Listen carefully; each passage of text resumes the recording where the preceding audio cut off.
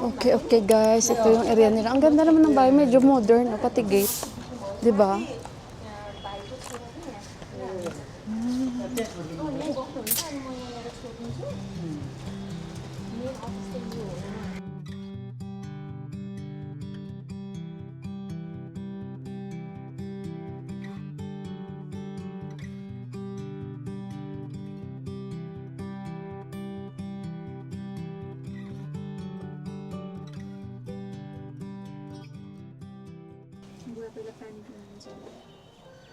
Come China. पुग्यो. अनि बाबु चाहिँ कहाँमा स्कुलमा यहाँ नजिकै छ के नाम हो स्कुलको Guys, dito kaming tatlo na padpad. Guys, tikman ko muna tong sabaha. Kung 3 दिन masarap बसेर siya. आइयो Tikman natin. ज्योतिको पब्लिक होलिडे Sabi ni हुन्छ Buwa. मलाई कि शनिबार मात्रै हो Naramro daw. Sabi ko, hindi ramro yan. शनिबार आएको Tikman natin guys. Because I can't wait talaga. हजुर 2 दिन दिएको छ बुवा तातो पानी खानुहुन्छ होला है दाइ तपाईँ खाने हो जारकै पानी हो तपाईँ खानु न Sana masabi ko saba. रहेछ अनि यसो मिलाएर आऊ न Ramro, officer, no problem. No see have another place also Oh. फोमा गयो दाइ क्लास फोमा गयो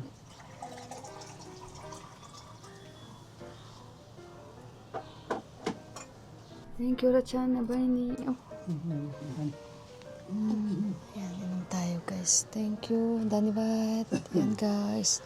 Inom muna tayo ng tubig. Yan guys, binigyan kami ni Rachana Baini. सँग नि Yan. ल बाबा त्यति खानु Pugyo, pugyo. मिठो बनाएको रहेछ Kain muna kami dito guys ha.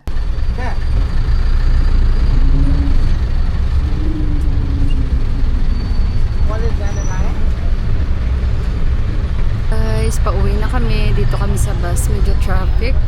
So, see you sa bahay. Okay guys, dito na kami sa bahay. Oh.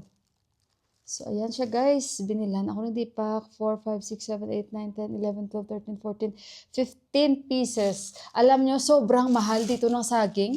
Hindi kami bumibili dahil tag 300 na po yung 1 dozen. Dinaig pa yung 1 kilo na manok. Yung chicken guys is 1 kilo. Nasa 350 ang kilo. Alam nyo, nag-short video lang ako doon kasi may mga chika-chika ba siya sa buhay. At yung rason kasi guys, no? Yung totoong rason bakit lumipat yan siya dito sa Kathmandu kasi nga yung bagong buhari doon, di ba? Yan siya guys, mabait yan siya na buhari, masipag, talagang tumutulong yan kay sa biyanan niya. Tumutulong talaga siya una-una hindi siya vegetarian. Itong isa guys, sobra. Yung nakita nyo, di ba? Pinakita niya talaga yung kwarto niya. Nakita nyo, di ba? Maganda ang kwarto niya. Maganda ang kusina niya, which is kusina yan ni auntie. Pero yun nga, meron silang konting, para walang gulo. Kasi meron silang konting hindi naman siguro konti. Kasi nga, etong buwari, makipag-chismisan ako sa inyo. Bali, nilabas niya lang yung sama ng loob niya or man guys. Pero wala siyang sama ng loob sa kanyang biyanan o kay auntie doon. Kasi magkasundo silang dalawa. Dahil alam naman ni auntie na talagang tumutulong yan. Pero yung isa, ayaw niya guys magtrabaho doon. Ayaw niyang kahit tulungan si biyanan niya na mag-alaga ng mga hayop o magpakain. Ayaw niya guys magtrabaho ng trabaho doon. Which is dapat sa kanilang kultura, buhari, di ba? Pero wala, ayaw niya talaga guys, kaya kawawa nga si auntie. At tumawag doon si auntie guys, at masaya siya dahil nagkita kami ni Rachana Baini. And then, by the way, nakita pala ni Rachana Baini, si daddy, kami ni Deepak, hindi niya nakita guys kasi nagmamadali siya tawid. Tapos na-notice niya si daddy. Kaya tumakbo daw siya at hinabol niya. Tapos huli niya na lang kami na-notice ni Deepa. So ayun, in-invite niya kami sa... Bali yung tinitirhan nila guys is free accommodation yun. Parang free accommodation, maliit na space. Tapos nagbabayad lang sila sa kuryente at tubig. Bahay libre na sila sa company na pinagtatrabahoan niya. So ayun, at yung anak niya, dyan lang din banda ang eskwelahan. So yun lang ang sinasabi niya, medyo mahal daw yung school. And then, then, yung asawa niya sa airport kasi si Jyotibay na-assign, Nepal Army. And yung isang anak ni auntie, police naman yon. So, parang nasa court ata na-assign yung kanyang office. So, ayun guys, nag-share lang siya. Pero alam ko na guys, yung problema nila noon. So, ayun, sabi ko nga, ang ganda ka ng kwarto niya. So, bali sa baba siya, itong Bayni. Sabi ko, paano yun pag nagluluto ka sa baba at karne, aakyat sa taas yung amoy, magrereklamo na naman siya. Sabi niya, yun na nga ang problema. So, siguro para walang gulo, kaya sila, siya na yung lumipat dito. Tapos sabi ko, di ba na-mention ko sa inyo, it's raining na. That's why I told you. Sabi ko nga Kadipak, in our area, hindi kasi umulan guys. Bali late lang kasi nakikita ko yung mga ulan. Talagang umuulan na sa amin. Hindi umulan dito, huli ata dito Na-traffic ako. Na-traffic ang ulan. So ayun guys, kaya hindi ako doon makapag-video ng matagal. Kasi as much as possible, ayun, inaano ko yung SD card ko rin dahil 1 hour na lang siya ang kanyang remaining na magagamit ko. So, hati-hati ko lang. So, ayun, nagkwentuhan sila. Tapos, naintindihan ko. At nagsabi din ako sa kanya na notice ko rin yung naalala nyo guys na pinapaluto ako ni auntie doon ng manok. Tapos tinatawag siya ni auntie para magpatulong kahit kuha lang ng mga plato. Sa dami ng plato niya sa kusina, sabi nga ni Bernie, hindi niya yan ipapagamit talaga, parang nilalagay niya lang yun for display lahat. At kahit nga bisita, anong silbi, sabi niya, kaganda ng kwarto niya, may mga sofa siya, pero wala man lang may nagbibisita sa kanya, sabi niya. Parang ganun ba guys. So ayun, medyo may conflict sila.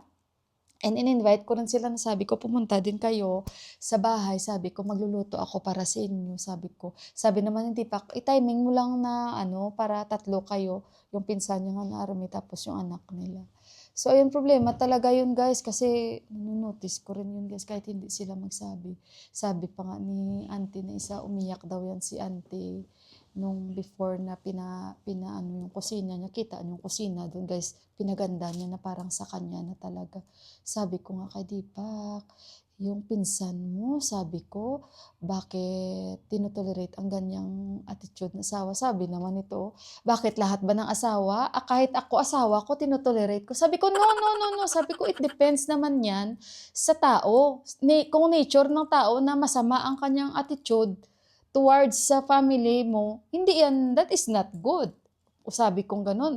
Kahit pa paano, kumbaga makisama ka pa rin. Kasi, di ba guys? Pero yun talaga parang hindi siya nakikisama. Tapos sabi niyo, who knows, baka hindi rin naman alam ng pinsan ko na ganyan yung nangyayari.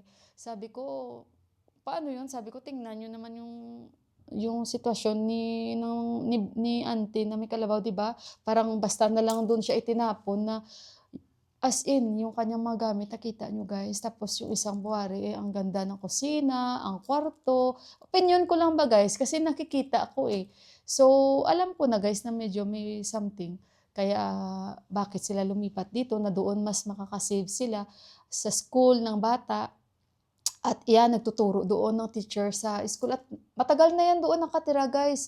Siguro umalis na lang siya para walang gulo. At yan pala si Bayni, kinausap ko rin siya. Kasi nga sabi ko, diba, yung family niya nandito, mas maganda. Pero stepmother niya lang nandito at nag-iisa lang siya na anak na babae. Bale, nag-asawa ulit ang kanyang tatay. Namatay na ata yung mother niya. Mabait yan guys, mabait yan. So, ayun, at wala, ngayon nalaman ko na yung talagang totoong sitwasyon nila, which is ramdam ko na yun guys. Ramdam ko na ganun yung sitwasyon kasi tinatawag na siya that time ni auntie para lang magpatulong konti. Sabi niya talaga, sabi niya, gumaganon talaga siya guys ng buhok niya. Kaya sabi ko na lang, may something talaga sa babae na to.